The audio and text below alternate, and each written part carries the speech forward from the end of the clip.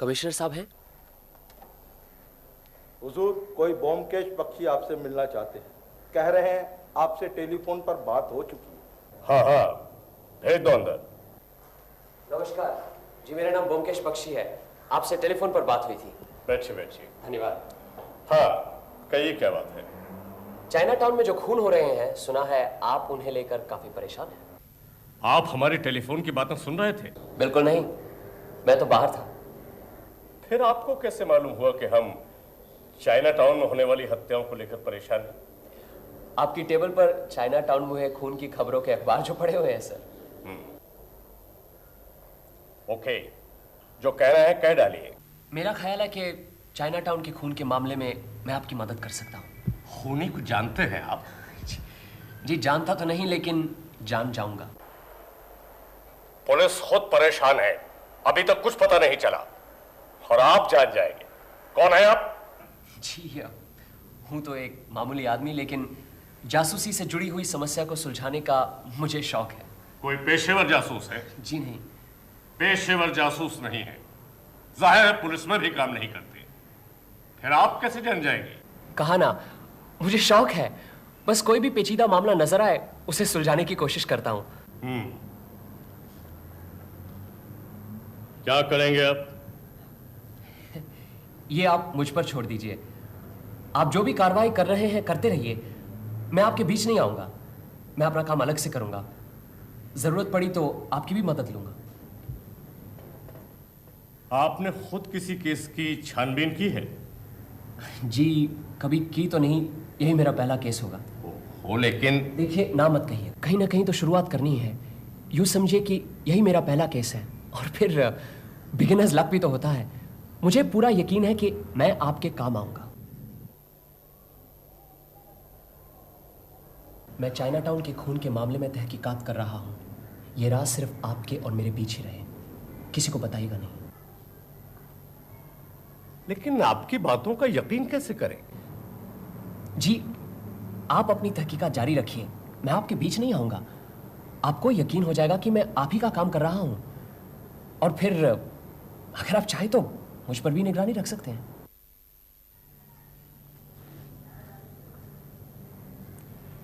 Okay young man, go ahead. Wish me good luck sir. Good luck. Byomkesh Bakshi. Good luck Byomkesh Bakshi.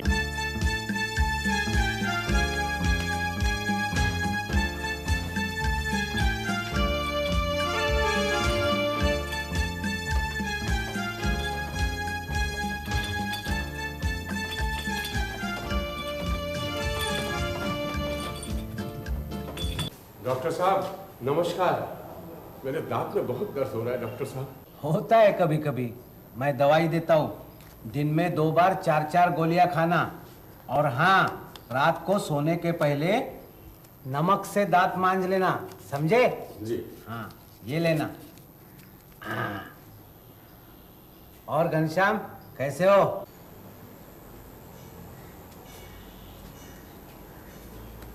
अनुकूल बाबू doctor तो अच्छे हैं, कम से कम अपने लॉज के लोगों से दवाई का पैसा तो नहीं लेते। पैसा लेकर करेंगे वो क्या? न बीवी न बच्चे। ये अच्छी कही।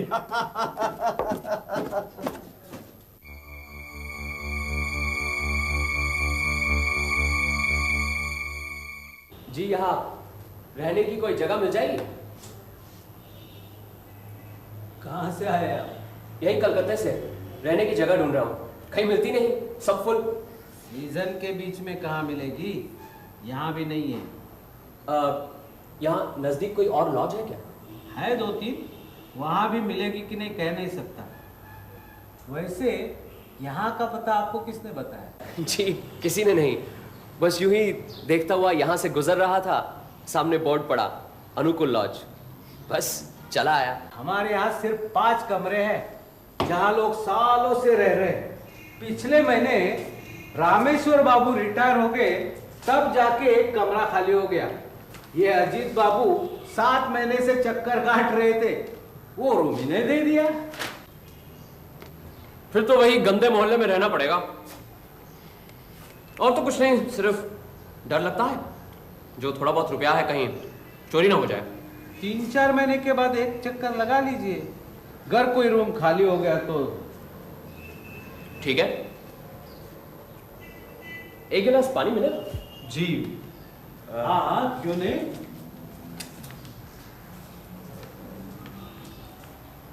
आपके ध्यान में है कोई जगह?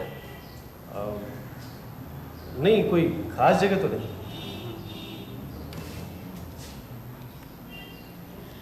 वैसे यहाँ के कमरे काफी बड़े हैं। हाँ, बड़े तो हैं। एक कमरे में दो दो आदमी नहीं रह सकते? शायद कोई राजी नहीं होगा। आप चाहे तो मेरी मदद कर सकते हैं। जी? मैं कमरे का पूरा भाड़ा देने को तैयार हूं, प्लीज। लेकिन आपको मेरे साथ रहने में परेशानी होगी। जी, परेशानी की क्या बात है, नेकी और पूछ पूछ, फिर ऐसा मौका बार बार थोड़ी मिलता है। कितना एडवांस चाहिए आपको? अरे अभी रहने दीजिए, जल्दी भी क्या है। और फिर एडवांस तो लॉज के मालिक को देना है। अच्छा, पानी। आपका नाम क्या है? मेरा नाम मेरा नाम मनोज कुमार। मनोज कुमार। कहाँ काम करते हैं आप? बस रहने की जगह मिल गई, अब काम भी मिल जाएगा। वैसे नौकरी की उम्मीदवारी कर रहा हूँ। आप? अजीत कुमार बनर्जी। कहाँ काम करते हैं? कहीं नहीं, तभी तो यहाँ बैठा हूँ बेकार। वैसे लिखने का काफ़ी शौक है मुझे। मैगजीन पत्रिकाओं में कभी कभी कुछ छप जाता है। डॉक्टर बाबू, इनकी परेशानी देखकर मैंने इनसे कहा क्यों ना हम दोनों एक साथ मेरे कमरे में रहें। ये राजी हैं। आपकी बड़ी मेहरबानी होगी डॉक्टर बाबू। एक ही कमरे में दो आदमी? हाँ डॉक्टर बाबू, कमरा बहुत बड़ा है और फिर हम दोनों हम उम्र हैं, वक्त कट जाएगा। सोच लीजिए, कोई अपने कमरों में दूसरों को नहीं रखता। कोई बात नहीं डॉक्टर बाबू, मुझे कोई एतराज नहीं। मुझे भी। खैर, जब आप दोनों राजी है तो मुझे क्या, आधा आधा पैसा बांट लीजिए। जी। जाइए अपना सामान ले आइए। धन्यवाद।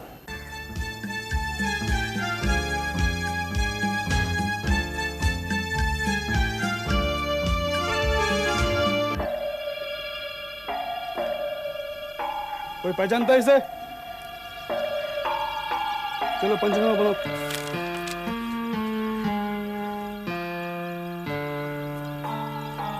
अरे इतनी जल्दी आ गए आप?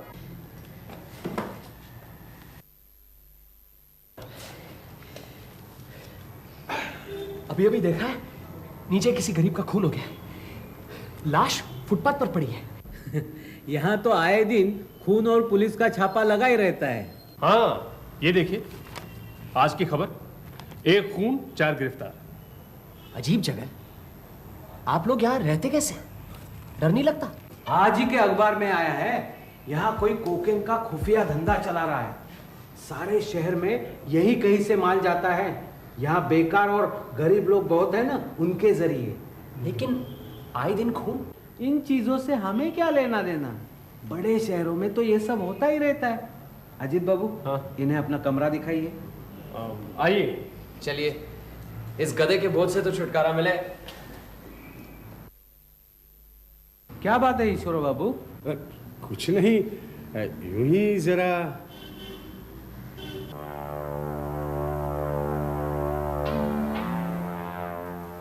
आओ, ये कमरा मेरा है। यहाँ एक और खाट डलवा देंगे। आप तो यहाँ 1 महीने से रह रहे हैं। हाँ। यहाँ तो अक्सर खून होते रहते हैं। कभी कुछ देखा है? नहीं। आपकी इस खिड़की से तो नीचे सब साफ नजर आता है। यहीं पे तो देखा सुबह कोई मरा पड़ा है। होगा, हमें तो सब कुछ अखबारों से पता चलता है। अच्छा मनोज बाबू, यहाँ दोपहर का खाना सिर्फ मैं खाता हूँ, बाकी सब लोग 10 बजे तक खा पी कर ऑफिस चले जाते हैं। आप कब खाना चाहेंगे? आज सुबह के खून को लेकर अब तक 4 खून हो चुके हैं। आपको तो लगता है हमसे ज्यादा मालूम है। खैर, शाम को 8:30 बजे सभी लोग इकट्ठा खाते हैं, यही यहाँ का नियम है। अच्छा, आपके मन में कभी कोई दिलचस्पी नहीं पैदा हुई? खूनी कौन है, उसका मकसद क्या है? नहीं तो, लेकिन आप क्यों इतना परेशान हो रहे हैं? सचमुच डर गए क्या? नहीं नहीं, यहाँ वैसे कितने लोग रहते हैं? हम 5 और आप छठे हुए। सबसे पुराना कौन है? मेरे अलावा यहाँ सभी लोग 6-7 साल से रह रहे हैं। आज रात को खाने की टेबल पर सबसे परिचय होगा। अच्छा।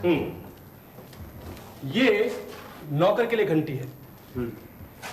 आज आपको कहीं जाना तो नहीं? नहीं, कहीं खास नहीं। क्यों? नहीं, जरा मुझे जाना है, मेरी पब्लिशर से अपॉइंटमेंट है। अच्छा अच्छा। गोपी, आओ।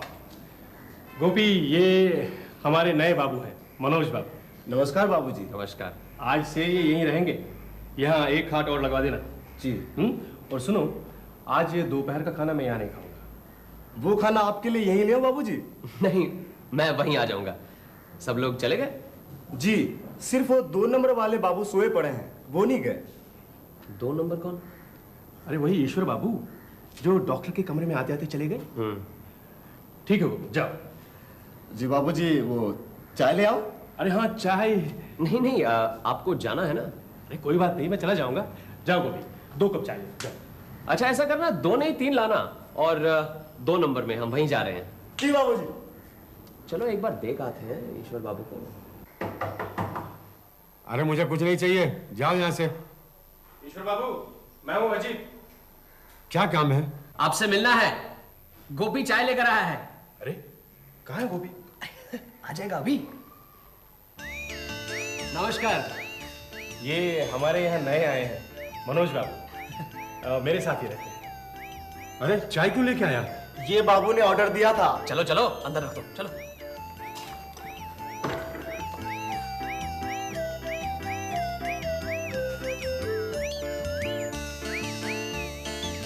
अरे मनोज बाबू, बैठो। नहीं नहीं, आप बैठिए बैठिए।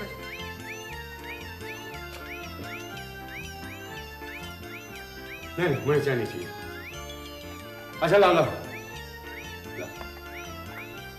क्या बात है ईश्वर बाबू, नीचे से डॉक्टर बाबू को बुलाऊं, या आप कहें तो बाहर से डॉक्टर घोष को बुलाता? नहीं नहीं, उसकी कोई जरूरत नहीं है। नहीं, आज सुबह भी आप कुछ घबराए हुए थे। घबरा तो सुबह मैं भी गया था। आज पहला दिन है। सुबह आते ही देखा लॉज के बाहर लाश पड़ी हुई।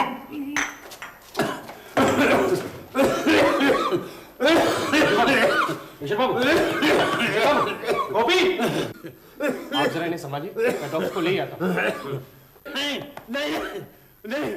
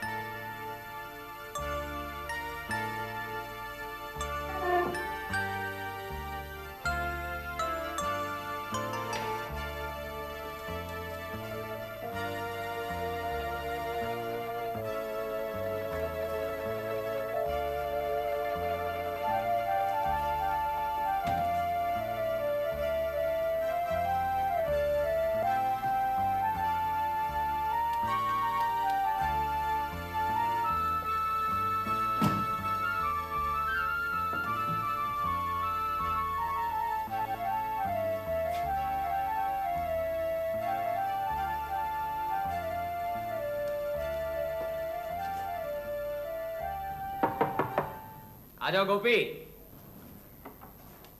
चाय लाऊं बाबूजी? बाद में। ईश्वर बाबू ने फिर तो नहीं बुलाया? नहीं बाबूजी। अच्छा एक बात बताओ, ये 1 नंबर में कौन है? घनश्याम बाबू। वही जो अक्सर पान खाते रहते हैं? जी बाबूजी। हाँ। मुझे घनश्याम बाबूजी के लिए रोज सुबह में 20 पान बनाने पड़ते हैं और शाम को 10। अच्छा। बहुत अच्छे आदमी है। हाँ। मुझे कभी कभी बख्शिश भी देते हैं। और कौन बख्शिश नहीं देता? अब उसमें क्या है बाबूजी, जो आदमी बख्शिश नहीं देता ना सही। अब इस कमरे के अजीत बाबू को ही ले लीजिए, वो कभी बख्शिश नहीं देते हैं, लेकिन आदमी बहुत अच्छे हैं। और खराब आदमी कौन है? अच्छा इधर 3 नंबर में कौन रहता है? जोगेन बाबू। वो अद्भुत आदमी है बाबू, कभी रात के 11-12 से पहले नहीं आते हैं। उनके लिए हमेशा खाना रखना पड़ता है और कभी कभी तो खाते भी नहीं। इतनी रात तक कहाँ रहते हैं? क्या मालूम बाबू, वो खूब कभी कभी तो उन्हें ये भी पता नहीं होता है कि कमरा किधर है और बिस्तर किधर है। वो तो मैं संभाल लेता हूँ वरना। अच्छा बाकी सब शाम को आ जाते हैं? रात को सभी इकट्ठे खाना खाते हैं। चाय लाऊं बाबूजी? अरे चाय की जरूरत होगी तो हम खुद बता देंगे, तुम बार बार चाय क्यों पूछते हो? वो क्या है बाबूजी कि आप सबकी चाय बनती है तो उसमें थोड़ा मुझे भी मिल जाती है। क्या बख्शीश? अच्छा ये इधर वाला 5 नंबर? वो तो कभी किसी से बात ही नहीं करते हैं, बस किताब और किताब हमेशा पढ़ते रहते हैं। और छुट्टी वाले दिन तो नहीं बाबूजी, हम वो नहीं बताएंगे। क्यों, क्या करते हैं छुट्टी वाले दिन? आप यहाँ कितने दिन रहेंगे बाबूजी? रहेंगे बहुत दिन। ये रखो बख्शीश, अब खुश? अच्छा अब बताओ, ये 5 नंबर वाले बाबू छुट्टी वाले दिन क्या करते हैं? बाबू हाँ। वो सुबह से रात के 9 बजे तक कम से कम 10 बार चाय पी जाते हैं। 9 बजे तक क्यों, तुम बाद में भी पिलाते रहो। अरे नहीं बाबूजी, हफ्ते में 3-4 बार रात के 9 से 12 बजे तक बाइस्कोप देखते हैं। और इनके नाम से भी बहुत डर लगता है, भूतनाथ बाबू। भूतनाथ? 9 से 12 सिनेमा? आप ये सब क्यों पूछते हैं, आप भी क्या लिखते हैं? हाँ मैं। और कौन लिखता है? ये कमरे के बाबू, अजीत बाबू। अच्छा देखो गोपी, ईश्वर बाबू का जरा ख्याल रखना। उन्हें किसी चीज की जरूरत पड़े तो उन्हें लाकर देना, या तो फिर हमें बताना। और अगर वे बाहर जाना चाहे तो भी हमें बताना। हाँ? उनकी तबीयत जरा खराब है, इसलिए उन्हें बाहर अकेले नहीं जाना चाहिए। ठीक है जी। और सुनो, हाँ चाय नहीं पिलाओगे? अभी लाया बाबू।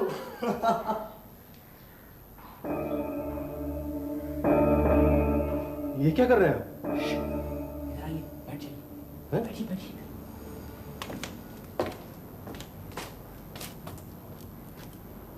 अजीत बाबू एक काम कीजिए, जरा ईश्वर बाबू को दिखाइए क्या कर रहे हैं। चाहिए ना प्लीज, जरा दिखाइए। पर क्यों? नहीं चाहिए ना।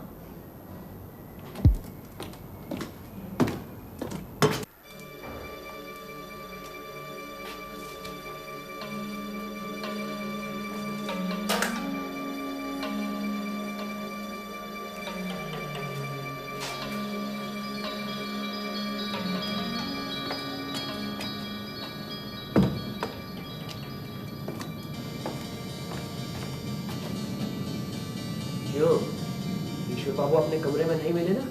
नहीं, लेकिन आप यहाँ लेटे हुए क्या कर रहे हैं? ईश्वर बाबू नीचे डॉक्टर के कमरे में है।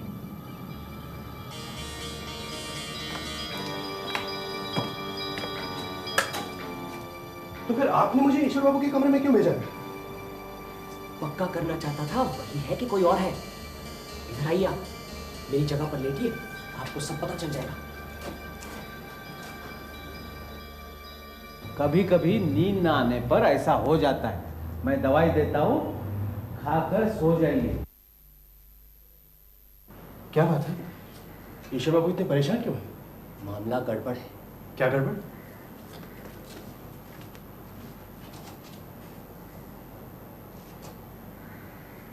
ईश्वर बाबू अपने कमरे में जा रहे हैं। हाँ?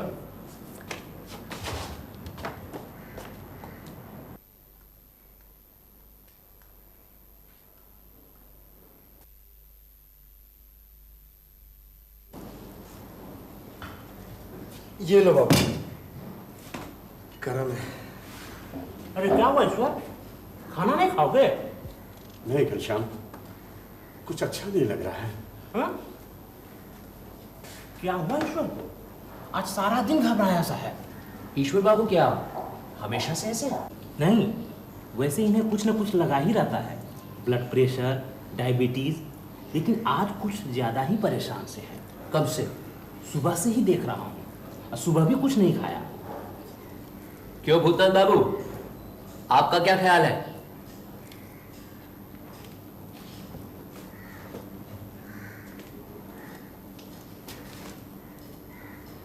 ये ज्यादा किसी से बातचीत नहीं करते।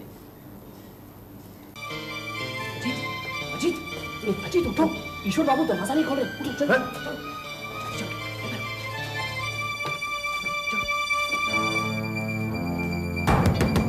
ईश्वर बाबू, ईश्वर बाबू, ईश्वर बाबू, दरवाजा खोलिए ईश्वर बाबू। अरे ये तो 5 बजे सुबह ही उठ जाते थे, आज न जाने क्या हो गया है इनको। हाँ। मेरे ख्याल से दरवाजा तोड़ देना चाहिए। हाँ? क्यों ना पुलिस को खबर दी जाए? अरे पहले देख तो लीजिए क्या बात है, शायद इन्हें पहले डॉक्टर की जरूरत पड़े। तोड़ दो दरवाजा। हाँ चल, चलिए चलो। ईश्वर बाबू करीबन 7 साल से हमारे लॉज में रहते थे। हर एक से उनका बर्ताव अच्छा था, कोई भी उनका दुश्मन नहीं था। लॉज का 1 रुपया भी बाकी नहीं रखा था, ना किसी से उधार लेते थे। पिछले 1 साल से वो डायबिटीज के मरीज थे, मैं ही उनका इलाज करता था। कल रात को वो कुछ ज्यादा ही परेशान थे। रात को जब वो मेरी डिस्पेंसरी में आए तो बहुत डरे हुए थे, लेकिन बता नहीं पा रहे थे कि क्या बात है।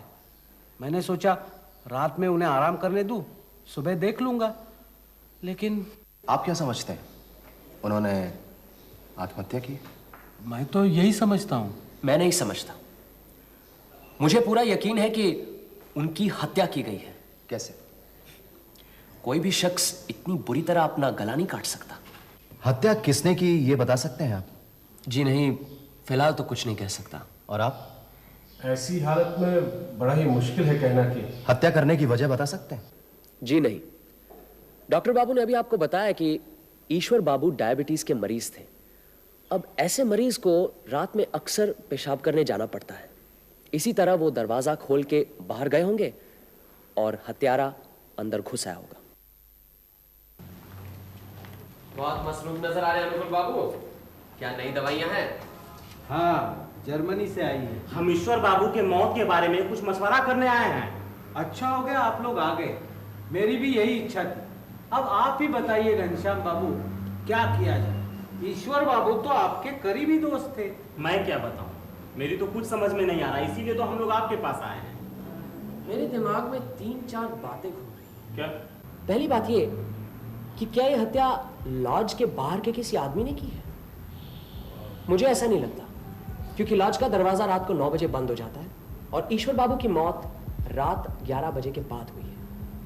अच्छा, मान लो कि बाहर का कोई आदमी आ गया हो और हत्या उसने की, लेकिन जिस तरह की हत्या हुई है, क्या ईश्वर बाबू चिल्लाएंगे नहीं? आप लोगों में से किसी ने उन्हें चीखते सुना? नहीं, चीख तो कोई नहीं सुनी। इसीलिए मैं समझता हूं कि बाहर का कोई आदमी नहीं हो सकता। अब रहे लॉज में रहने वाले, आप लोग सब तो पुराने रहने वाले हैं, सालों से रह रहे हैं। मुझे तो ऐसा लगता नहीं है कि आप में कभी कोई मारपीट हुई हो, और फिर ये तो हत्या का सवाल है। हाँ, सिर्फ मैं नया हूं, कहीं मुझ पर तो शक नहीं? नहीं, उस रात ये मेरे साथ मेरे कमरे में थे, और फिर ये क्यों ईश्वर बाबू की हत्या करेंगे? एक और बात है, हमें मालूम है हमारे मोहल्ले में कोकिन का धंधा चल रहा है, लेकिन इसका सरदार कौन किसी को नहीं पता। हाँ, अखबार में तो यही कुछ छपता रहता है। मुझे अब ये लग रहा है इस धंधे का सरदार ईश्वर बाबू थे।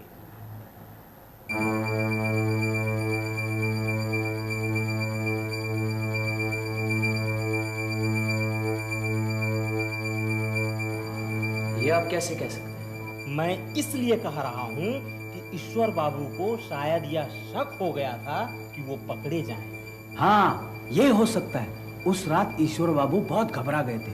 हो सकता है इसी डर से कि कोई उन्हें पहचान गया है और उनका पर्दाफाश जल्द होने वाला है। इसी घबराहट से वो अपना संतुलन खो बैठे और उन्होंने खुदकुशी कर ली।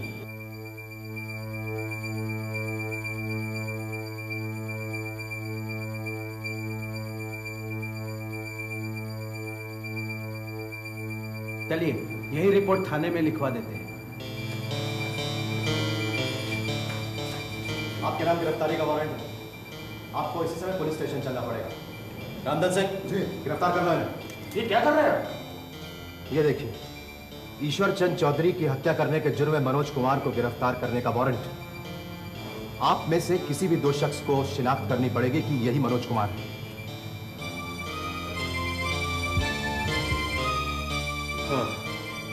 चलिए पुलिस स्टेशन। इसकी कोई जरूरत नहीं, मैं खुद ही चलता हूँ। घबराओ मत अजीत, जल्दी वापस आ जाऊंगा। चलिए। ये देखो क्या सोच रहे थे और क्या हो गया।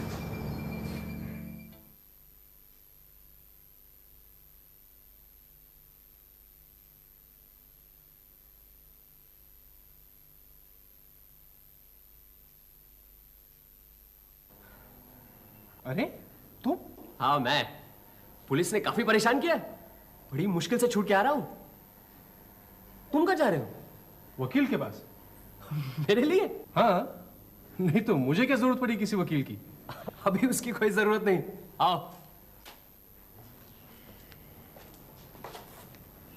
अरे आइए आइए डॉक्टर बाबू, आइए देखिए, खोटे सिक्के की तरह वापस आ गया। आप आ गए? बड़ी खुशी की बात है।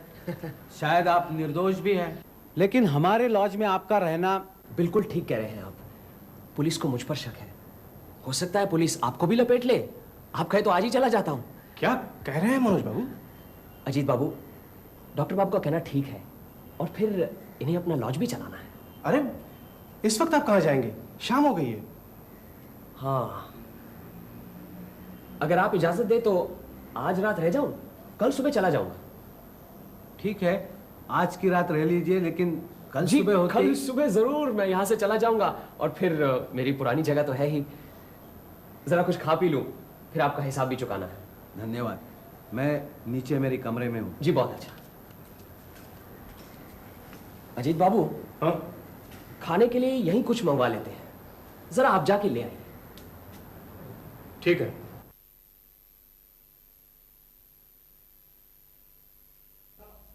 बैठिए। और ये रही आपकी आज तक की रहने की रिसीप्ट। डॉक्टर बाबू, कल से बिल्कुल सोया नहीं। आज खाने के बाद जरा लेटा तो नींद आ गई, उठा तो सर दर्द बढ़ता ही जा रहा है।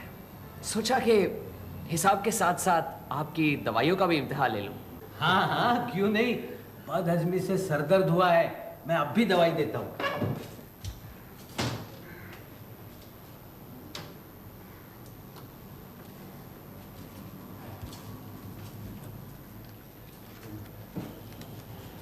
ये लीजिए, और आज रात को कुछ न लीजिए, ये दवाई खाकर सो जाइए। अच्छा, ये लीजिए आपके पैसे। नहीं नहीं, इसके पैसे की जरूरत नहीं है। नहीं नहीं, मैं तो भाड़े के पैसे दे रहा हूँ।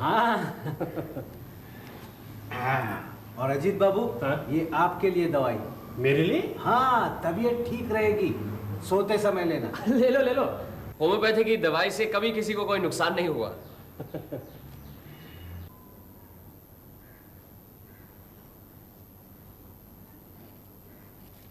ये दवा लेने की जरूरत नहीं, और ये रही मेरी पुड़िया, रख दो वहां पे। अब 9 बजे है, तुम सो जाओ। 1 बजे से पहले कुछ नहीं होने वाला। वक्त आने पर तुम्हें जगा दूंगा। लेकिन बात क्या है? बहुत कुछ, बस जैसा मैं कहूं वैसा करते जाओ। ये चादर पकड़ो।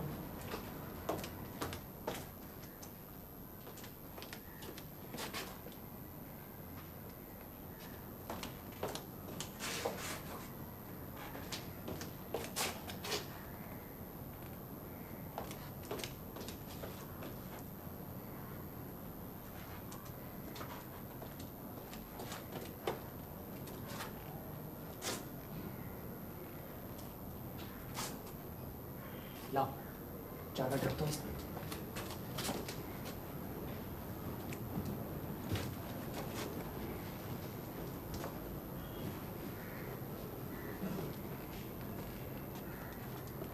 ये मैं सो रहा हूं, तुम अपनी जगह पर ही सोना।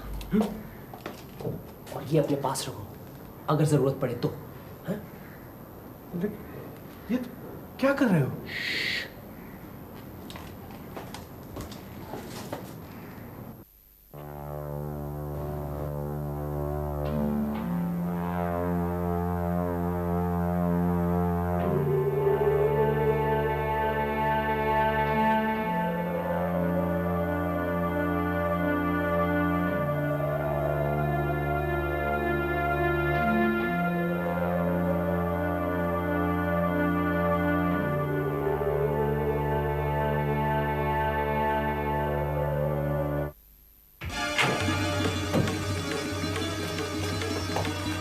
अफसोस की बात है कि आप जैसा धूर्त आदमी हमारी चाल में आ गया। खबरदार, हिलिएगा नहीं और अपना छुरा नीचे डाल दीजिए। मैंने कहा छुरा नीचे डाल दीजिए और हाथ ऊपर कीजिए। अजीत बाबू, उधर की खिड़की खोल दीजिए। नीचे पुलिस तैयार खड़ी है, खिड़की खुलते ही यहां आ जाएगी। पुलिस क्या करेगी? मेरा गुनाह क्या है? कोई खून किया तो नहीं है? गुनाह क्या एक है, लंबी फहरिस्त है। इंस्पेक्टर साहब, इस डॉक्टर बाबू को बोमकेश बख्शी का खून करने की कोशिश के अपराध में गिरफ्तार कीजिए। कौन बोमकेश बख्शी? मैं। तुम? हाँ। ये सब बकवास है। पुलिस और इस आदमी की साजिश है, जो अपने आप को कभी मनोज कुमार और कभी बोमकेश बख्शी कहता है। मुझ पर झूठा आरोप लगाया जा रहा है। मैं देख लूंगा। अदालतें खत्म नहीं हो चुकी है। मैं तुझे छोड़ूंगा नहीं, लंदन तक जाऊंगा। खर्चे की मुझे परवाह नहीं है। खर्चे की परवाह क्यों करने लगे? आखिर कोकेन के धंधे के पैसे जाएंगे कहां? इंस्पेक्टर साहब, ये दवा की पुड़िया भी रखिएगा, जरूर इसमें मॉर्फिन मिला हुआ है। नहीं, इन्होंने हमें आज रात खाने के लिए दी थी। इसकी केमिकल जांच करवाइएगा और अपनी फर्स्ट इंफॉर्मेशन रिपोर्ट लिखिए। अरे आ गए हम। हाँ, आप ही ने तो कहा था 7-8 दिन लग जाएंगे। हाँ कहा तो था, लेकिन 4 दिन में काम हो गया। कोई आया था? नहीं। ठीक है, जाओ चाय लाओ। जी बैठो जी। ये है मेरे रहने की जगह। जगह तो बहुत अच्छी है। कब से रह रहे हो? 2 साल हो गए। बस कुछ दिन तुम्हारे लॉज में मनोज कुमार बन के रहना पड़ा। ये सत्यन्वेशी क्या है? सत्यन्वेशी ये ऐसा है कि भाई डिटेक्टिव कुछ जमता नहीं और जासूस कुछ पुराना सा लगता है ना, इसलिए मैंने अपना उपनाम यानी कि टाइटल सत्यन्वेशी रखा है, सत्य की खोज करने वाला। लो अच्छा चाय पियो।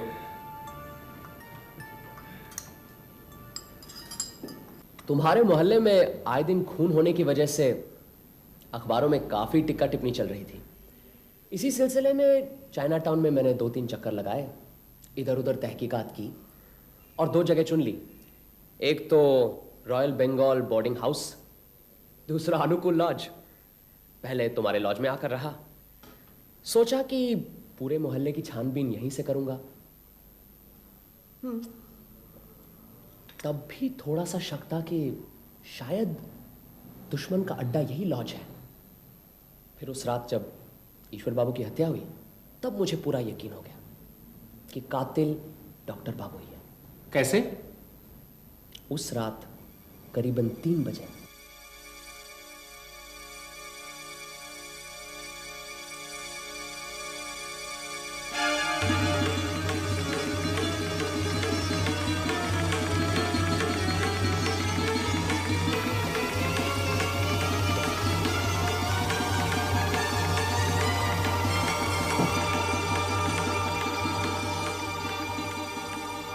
तुम्हें कैसे पता चला कि ईश्वर बाबू ने ये सब देखा?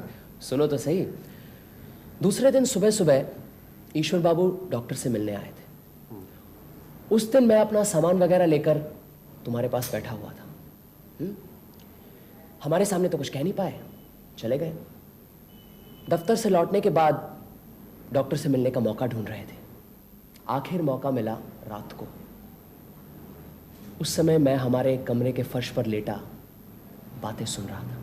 कल रात करीबन 3 बजे मैंने अचानक अपनी कमरे की खिड़की से देखा कि आप किसी का खून कर रहे हैं। मैं तो हक्का बक्का रह गया। कहीं ये सब गलत है, वो आप नहीं थे। आप बहुत परेशान लग रहे हैं ईश्वर बाबू, जाइए आराम कीजिए। नहीं डॉक्टर बाबू, कहिए आपने हत्या नहीं की, वो आप नहीं थे, तभी मुझे शांति मिलेगी। नहीं नहीं, वो मैं नहीं था। लेकिन मैंने ऐसा क्यों देखा? आप बहुत घबरा गए ईश्वर बाबू, कभी कभी नींद ना आने पर ऐसा हो जाता है। मैं दवाई देता हूँ, खाकर सो जाइए, और कल सुबह तबीयत ठीक न लगे तो मुझे बताइए। हाँ, जाइए अभी। फिर ईश्वर बाबू कमरे में आकर सो गए। करीबन आधी रात या उसके बाद कुछ ऐसा हुआ होगा।